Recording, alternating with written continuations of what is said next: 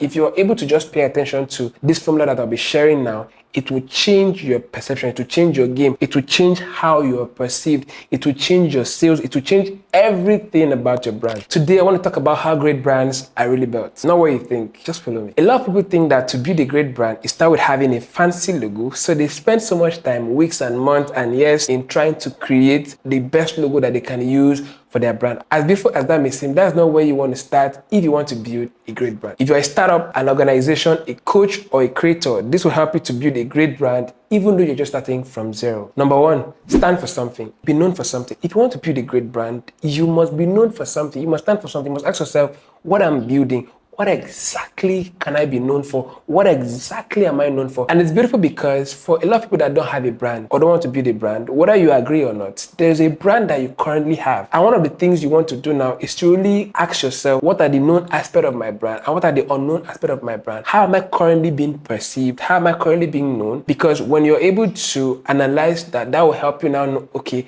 what exactly can I now build so that I can be known for, so that I can now stand for something? You must stand for something. Great brands are not built on product. They are built on beliefs. For instance, if you think of Apple as a company, what comes to your mind? Creativity. A lot of people want to use Apple product or things that are affiliated with Apple because of the creativity, because of the status. So if you want to use an Apple product, for instance, you want to use it because of how people perceive you. Creativity. Apple is just that brand that when it comes to creativity, they're able to innovate. So when it comes to creativity, Apple is just that product that are affiliated with creativity. Their product, their services, everything is just creative. So if you want to use their product, one of the things that comes to your mind is creativity. So you want to use Apple because of the status it communicates to you. So when you use Apple product, for instance, people now see you as a creative person. So a lot of people want to use Apple products, not because of the product itself, but because of what it is believed to be known for. Creativity. When you think of a company like Nike, what comes to your mind? Human potential. Nike has been able to leverage on human potential to sell its product. So when it comes to abilities, craft, achievement, Nike has been able to stand themselves out and be able to communicate that. So before you try to purchase Nike product, you're already in sync, you're already in love with their brand. It feels like you want to achieve something. Why? Because Nike has been able to align themselves with human potential, with achievement. So everybody that wants to use Nike's product is because of the belief that they have that they are going somewhere and they want to achieve something. So you must ask yourself, what do you stand for? What is the feeling that your brand communicates? Number two, speak with one voice. Be clear. Clarity is one of the attributes you need to imbibe if you want to build a great brand. Your message must be very clear. You must speak confidently. If you want to build a great brand, you must learn to speak with one voice. A lot of times, some of the things that people try to communicate, they leave people confused because people don't really know exactly what they're saying. Their message is not clear. Their body language, everything about what they're saying is not clear. You must be very clear about your message, your vision, everything that communicates your brand. Everything, it has to be very clear. What exactly are you saying? Sometimes you need to ask for feedback from your audience. What exactly do you think we've been trying to say to you? What exactly do you know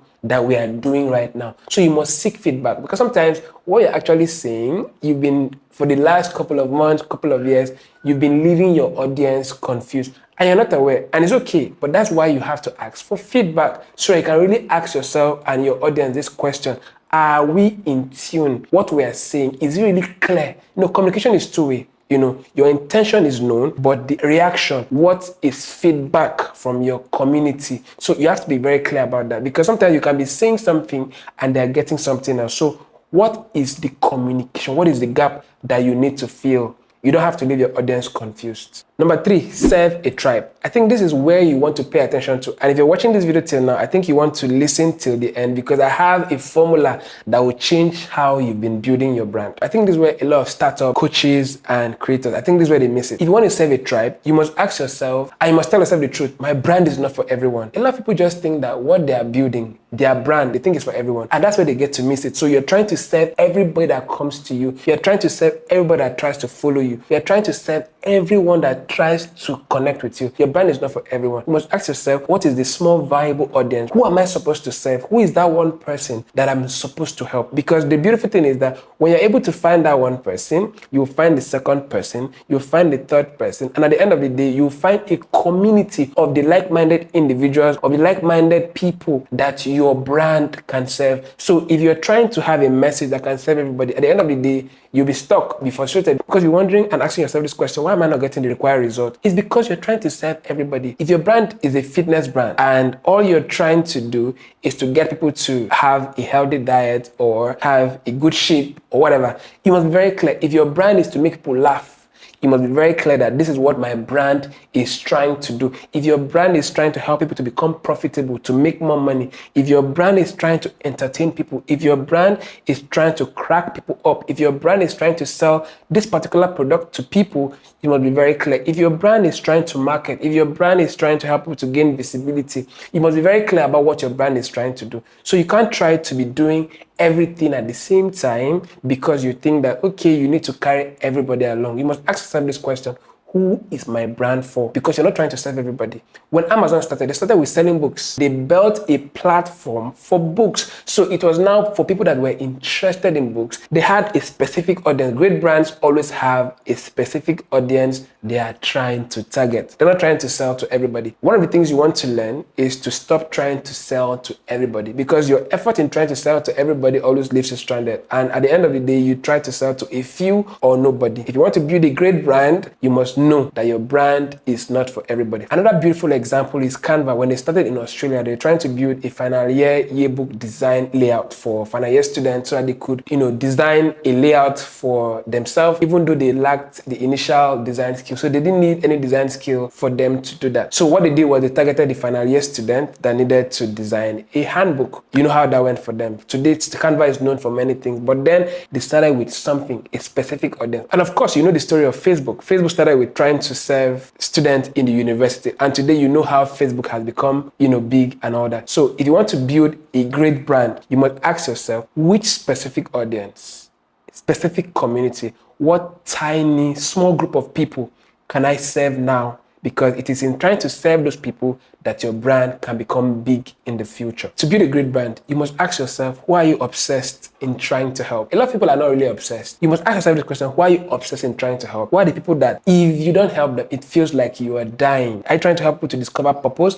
Are you trying to help people to laugh? Are you trying to help people to solve a particular problem? What problem, what gap are you trying to fill? What exactly are you trying to do? When you're able to answer that question, building a great brand will be very easy for you. Now, finally, there's a formula I want to share with you guys. It's called the Dragon Formula. If you've watched to this point, tell me the steps you've been taking to build a great brand. We're ready to learn from you too. I think I learned this formula from Long. She's a social media marketer, and she calls this the Dragon Formula. If you're able to just pay attention to this formula that I'll be sharing now, it will change your perception, it will change your game, it will change how you are perceived, it will change your sales, it will change everything about your brand. The Dragon Formula. D stands for dialogue. Dialogue is communication, two ways. I think a lot of people just think that building a brand just requires them to come online, you post and you disappear.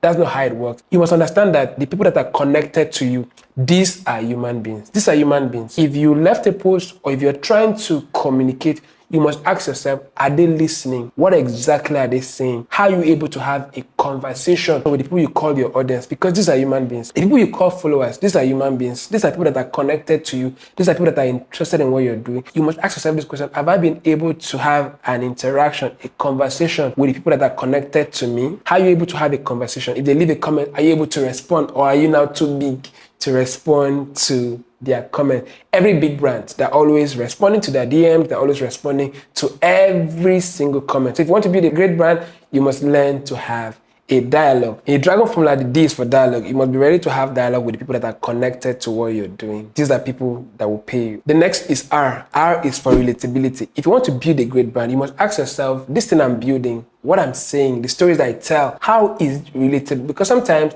the things we're currently doing, people cannot really relate to the stories we tell. I think there was a time I asked for feedback from somebody about what I was doing, and the person said, Joseph, I love what you do, but sometimes I feel you're not speaking to me. And I was asking the person, how do you mean? And when the person was able to tell me how she meant, and I was like, okay, it means I need to tweak this, I need to adjust this so that I can really be able to relate to this particular set of audience. So when the person gave me that feedback, I was able to tweak, what I was doing to be able to respond and communicate so that she can benefit from the kind of things I'm doing. So you must ask yourself, what are you doing? Is it relatable? Can people relate to the stories you tell? Or do you just say things and you assume that people understand? No, you don't leave whatever you're doing to chance. You must get feedback. Is it actually relatable? Or you're just living in your world alone? You have to do that. A is for authenticity.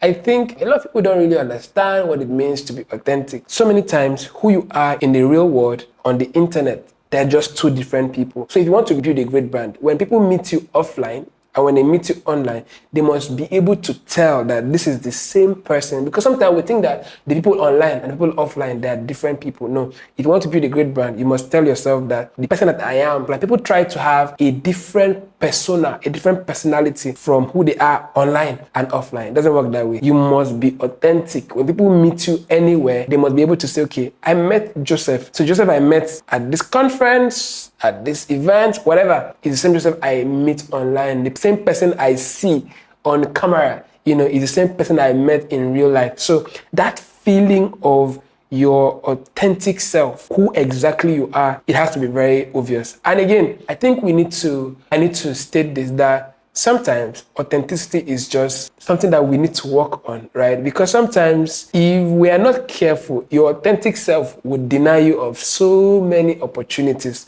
So you know that saying that they say, this is who I am. Sometimes it's not about who you are. Of course, it's okay to be an introvert and a sanguine and all those different personalities, but you must ask yourself, the current brand that you are building, what personality type is required? Because if you think that you want to be your authentic self, your introverted nature would not allow you to explore the kind of opportunities that are available to you. So you must ask yourself, what you're building, what kind of personality is required? And I think I love explaining this with the entertainment industry. I think they really understand this very well. To make people laugh is actually to be funny. So you can't make someone laugh if you are not funny. So imagine that you want to be a comedian, for instance, and you want to make people laugh. How exactly do you want to achieve that if you are not funny? So authenticity is having a personality that can deliver the kind of result that can command the attention that you are looking for. I don't know if that makes sense. Then G is giving value. I think a lot of people just miss out on this aspect. We try to expect results without giving value. If you want to build a great brand, it is very simple because a lot of people don't understand this. But if you're able to understand this formula, then building a great brand for you will be easy. Giving value. What value have you been able to give? The formula is give, you give, you give, you give before you ask. But a lot of people just change it. They reverse the process. They want to ask when they've not given. So before you ask anything from your community, from your people, from those that are connected to what you're doing, you must ask yourself, have I been able to give enough value for me to be able to ask for this? What level of value have you been able to give? The level of value you give determines the kind of result, the outcome of what you're doing. Opinion. You have to have